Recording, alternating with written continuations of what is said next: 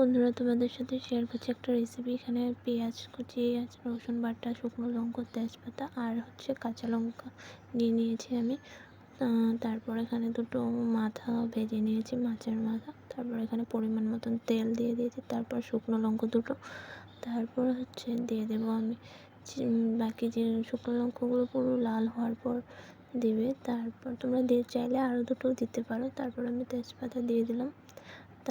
তেজপাতা আর লঙ্কাগুলো সুন্দর করে লাল করে ভেজে নিয়ে তার মধ্যে আমি দিয়ে দেবো এখানে যেগুলো কুচিয়ে রেখেছিলাম পেঁয়াজ, এগুলোকে লাল করে ভেজে নিয়ে ভালো মতন ভাজবো আর কি। তারপর দিয়ে দেবো যেগুলো রসুন আমি বেটে রেখেছিলাম সেগুলো দেওয়ার পর দেখো খুব সুন্দর করে ব্রাউন কালার যখন হবে পেঁয়াজগুলো, তখন দেখো মরিচ, কাঁচা লঙ্কা এগুলো তোমরা দিয়ে দেবে।